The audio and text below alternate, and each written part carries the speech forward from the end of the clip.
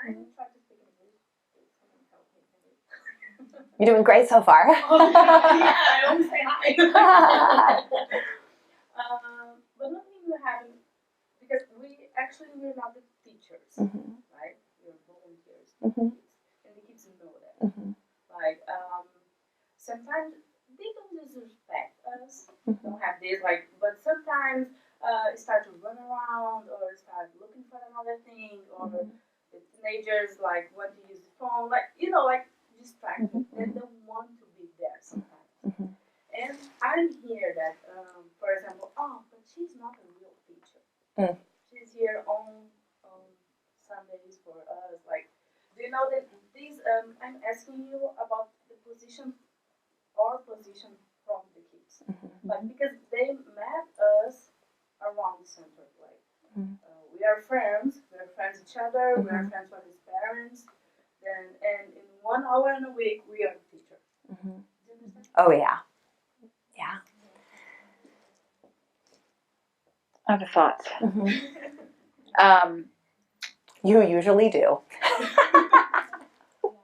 So, your concern is how do we, I would frame it as how do we elevate ourselves more as Actually, we're not a friend, but we're not a boss. Yeah. We're not, it's in the middle.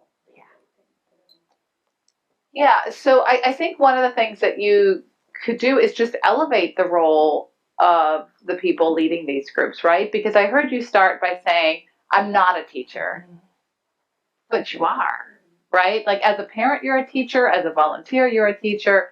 And I wonder how, as a center, you could hold a mini assembly for the kids and somebody can introduce you as the teachers and really elevate how important and how special this is. Because the fact that you're volunteering and the fact that you're doing this work, that's really amazing.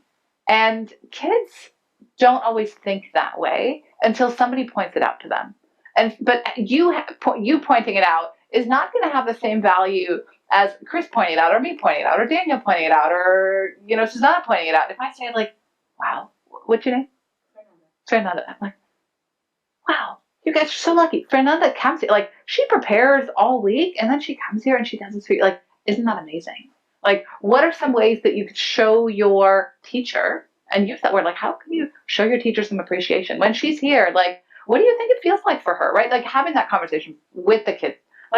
What do you think Fernanda feels like when she comes and walks in? Maybe she's excited. Maybe she's nervous. Maybe she's tired because she's been working a lot. Okay, so what do you, as a kid, what can you do? How, and again, the book, How to Fill Your Bucket, is a really great book that we use in the classroom a lot. How can you fill her bucket?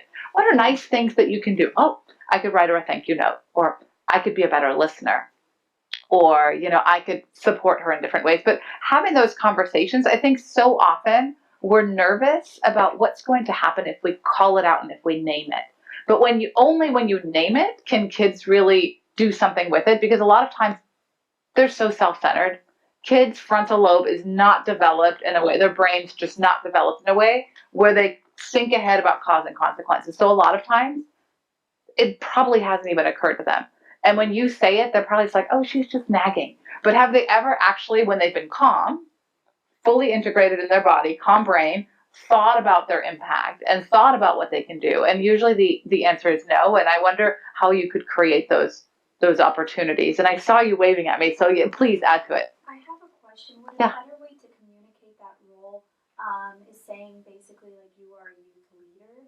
Because in a way they're not they're like a parent or a teacher, in that kind of where you're kind of creating a huge distance between them, but at the same time when you call yourself a youth leader, you're kind of saying hey, you can come to me as a friend but still develop that role or that kind of level of respect with them. Can you communicate in that way? Yeah, I think you absolutely could. It depends on the culture that you're trying to create.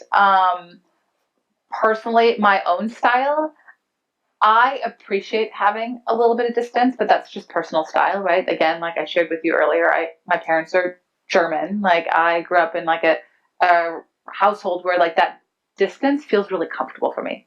Some people are not comfortable with that distance, but I do think that when you give yourself a little bit of distance, you have more authority. And but it needs to feel right to you, right? And I think if you're worried about kids disrespecting you or not listening, sometimes taking that step back helps you a little bit. If that's not a concern that you have and that's not a problem you're facing, I don't think you need to. I think there's something beautiful about calling yourself a youth leader. Like, hey, I lead the youth, and I think there's something powerful and beautiful about like identifying yourself as a teacher. I think it needs to feel right to the culture in your center, and I think that might be organizations. Maybe a Spiritist teacher or something, because these kids that we're talking about, they're great with their school teacher. Mm-hmm. They're great. So it's just like Fernanda explained. Yeah. Because in the center, they feel like, I'm a teacher, so why do I really have to It sit seems still? like maybe it's less around the vocabulary and more just about resetting the importance of what's happening. Yeah. And you can always do a reset, right? Like the other day at home, sorry to cut you off, but the other day at home, I had an interaction with my son, and I don't even remember what it was around, but we were arguing about shoes, put on your shoes, floppy kid, like falling all over. I'm like, put on your shoes. And then he's like, I'm like, what is wrong with you? And as soon as it came out of my mouth, like I could just see him. He's like, there's something wrong with me. Like, I don't know what's wrong with me. And I was like, oh man, like worst parenting moment.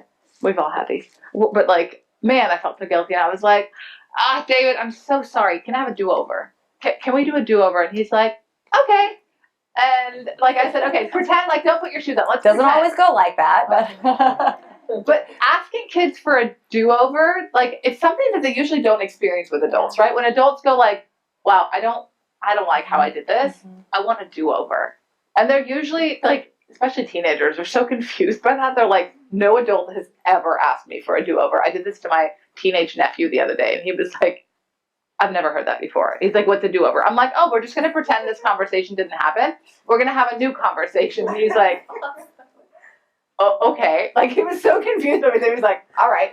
But, like, I think doing a do-over, like a reset and saying, like, you know what? Need do-over. Do-over. Let's have do-over. Like, sorry, let's do this again. And I think it's like a valid thing to say. It's like, you know what? I don't like how our group is going. Like, I need a do-over. Like, let's wipe the slate clean. Let's recreate our norms or our agreements or our rules, whatever you call them. And let's talk about what the class should look like or what this time should look like. I think it's always fair to call. And I think it's such an authentic and like real thing to do that like even with friends, you're like, wow, our conversation started really weird. And I do this to you all the time. Like, I don't know why I'm being weird like this.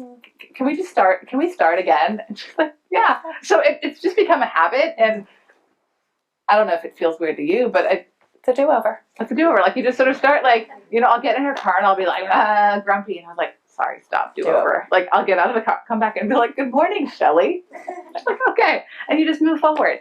What were you going to say? Oh, yeah, it was because the comment about teachers and youth leader and has to do with it. What you said is like, well, we come here together once a week, whatever. We want to have fun, but you say teacher, it's like, oh my God, I'm in school, I'm having to bring homework. I don't want to do use girl. It's like, right? So maybe, like, youth leader is one like, okay, we're going to go fun stuff together. Seems like.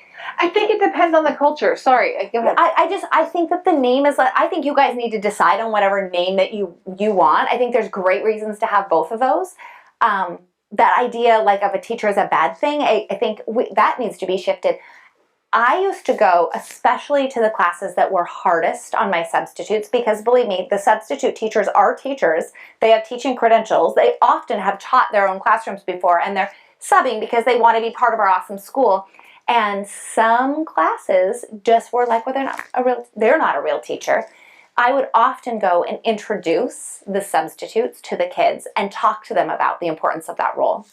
I think it's really shifting, and you were saying this, shifting the importance of it and what actually a teacher means. And I actually encourage you when you find that, let some leadership come up from the kids too. Let them take turns being the teacher or the leader or whatever you're going to call it. Let them take some time to make some plans, because I think if we start to shift the idea that being a teacher or leader is a bad thing or something. I think we can shift the idea of what that is in your classrooms. And again, it's narrating for kids the importance, like, and it could be anyone, but like I might come into your youth group and talk to the kids and say like, hey, I was just visiting and I know you guys already know this, but like Ted, man, he's such a great guy. Isn't it awesome that he's, you know, on the weekends, instead of spending time at home doing things that he wants to do, he's coming here and teaching you guys. Like, isn't that really amazing? And kids will usually be like, wow, yeah, that's kind of cool. Like, and so somebody just narrating for like what it should feel like sometimes has a huge impact on kids. And I would say things like, you know, and I'm just really impressed because, you know, he doesn't get paid to come here, but he's always prepared. He's always so kind to you guys. And man, like, I bet sometimes you guys are a handful. I bet sometimes you guys don't listen, but guess what? Like, he still has so much love for you guys. Isn't that really great? I feel like you guys are really lucky to have him here. Anyways, you guys get started. I have to go leave, but man, I just wanted to tell you how great this person is. And the kids are like, what just happened? Like, oh, okay. Like, She's great. It could be anyone, right? But it's just sort of naming it for them that they're like, oh, wait, like, so it sometimes just takes an outside, and you could like script anyone, right? Like the mailman, like, could you just come in here right now and like talk about how great I am? And it might be kind of awkward, but for $5, you'd be amazed what people can say about you.